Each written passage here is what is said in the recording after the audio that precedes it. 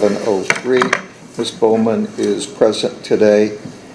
Without counsel, the state is represented by Teresa Hyatt. We're here for a bond hearing. Can I get a report from probation? Yes, Your Honor. Ms. Bowman has been on a TAD monitor since June 10th of this year.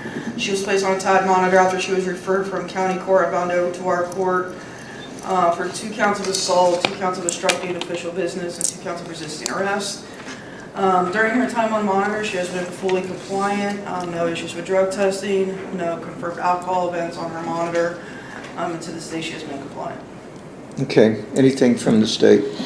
Your Honor, both officers who were the victims of the assault and the obstructing, they both have sent responses to us indicating that they think that the monitor should remain on at this time. Alcohol played a huge issue that night when this defendant went off. And I know she does have some mental health issues, and she also is on mental health meds, but she acknowledged even then that she knew she wasn't supposed to be drinking and apparently ingested quite a bit of alcohol that evening. So we're asking that I don't have a problem if the court wants to switch it to SoberLink, if that's going to make it a little easier, but we think an alcohol monitor should somehow be continued. Okay, thank you. Is there anything you want to say, Ms. Buckle up, guys. Today we are going to witness a courtroom hearing where every word could shape the defendant's future. It begins with the judge reviewing her compliance, while probation confirms she has followed every condition without violations. But just when things seem to be going in her favor, the prosecution reminds the court that alcohol allegedly played a major role in the incident and insists the monitor should remain. The tension rises as the judge finally turns to the defendant and asks her to speak for herself. Bowman? Yes, I do. So I was on the wrong medication that night. Talk to me. Oh, sorry. I was on the wrong medication, and I'm also currently having my therapist write a letter. She just has to get approval for that. I had been misdiagnosed and was on like 5 other medications, and no, I shouldn't have been drinking. I made a terrible mistake that has messed up my entire career now. I work in the medical field. I have medical degrees. Now, I stay at home with my children, but I'm in college, and I'm still going to go. But granted, now that this has happened, I can't swim with my children. I can't afford this ankle monitor. I don't work. My boyfriend does. And, we have rent, we have bills, food is expensive. I have 2 children. My son's birthday party is this weekend, and I want him to have a good birthday party, so... And also, my other son is about to turn 2, August 26th. His birthday party's already planned, August 22nd. What happens if you drink?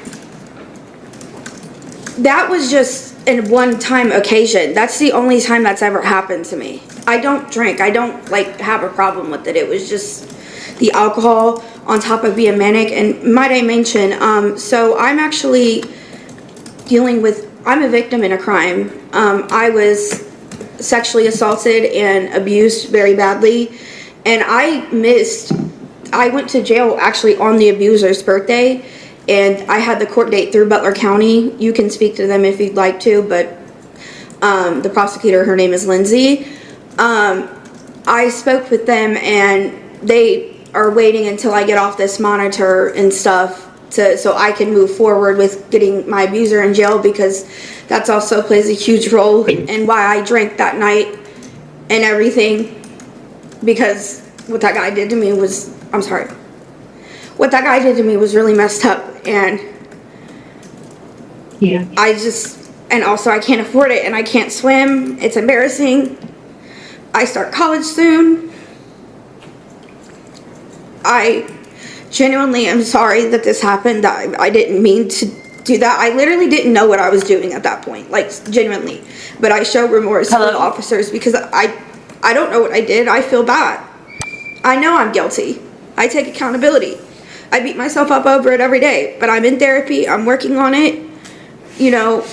Sorry, I'm not trying to cry. It's just when I get triggered, it triggers everything.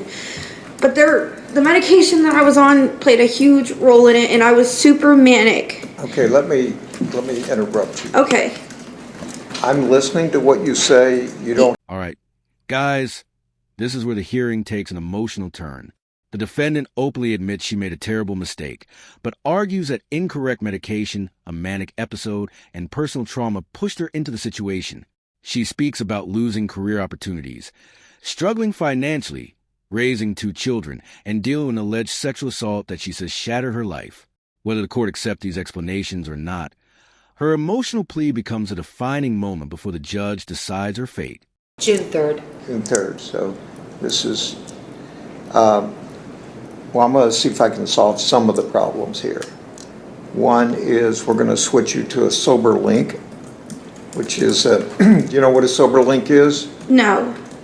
You don't wear it. It's Okay. Not on you. It's not attached to your Thank body. God. It's like a mini breathalyzer, Okay, cool.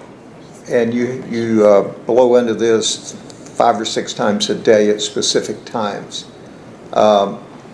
Okay, just carry it with me like everywhere. If I'm out with my kids, just go to the bathroom real quick. Right, leave it in your car. Okay. Yeah, something like that. Okay. It's not. I've never really heard anybody say it interferes. Do I have to pay for it? No, I'm going to waive the cost of the Thank you. monitor. Thank you. I think that solves your main issues. Yes. Okay. Buckle up, guys, because this is a turning point everyone has been waiting for. Instead of focusing on punishment alone, the judge looks for a practical solution. He replaces the ankle monitor with a SoberLink device, explains how it works, and even waives the cost to ease her financial burden. The defendant's immediate relief and heartfelt gratitude completely change the atmosphere, showing how a courtroom decision can balance accountability with a chance to rebuild. Sorry, I'm just a bit emotional. I have a lot personally going on in my personal life.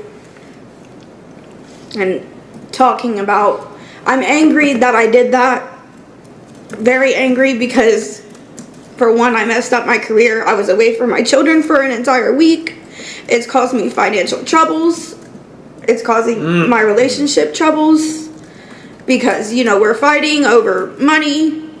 And then, also, I didn't get to go to, because the guy was supposed to get a warrant out for his arrest. I was supposed to go in front of a jury and tell them what he did to me. And they were going to vote yes. The prosecutor confirmed, mostly everyone from Butler County would.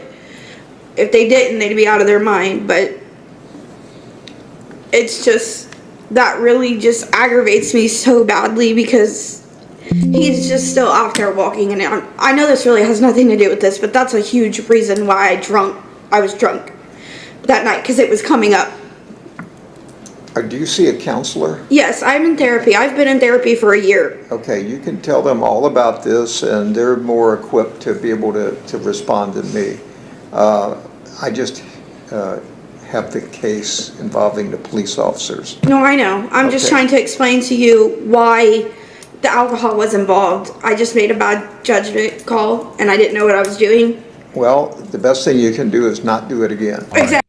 Guys, the hearing closes with a powerful reminder that actions have lasting consequences. The defendant reflects on how one night changed her career, finances, family life, and emotional well-being, while the judge encourages her to continue therapy and avoid repeating the same mistake. Rather than ending with drama, the courtroom closes on responsibility, hope, and the opportunity to move forward. If you enjoyed this courtroom breakdown, make sure to like this video, subscribe to the channel, and turn on notifications so you don't miss our next case. We'll see you in the next video.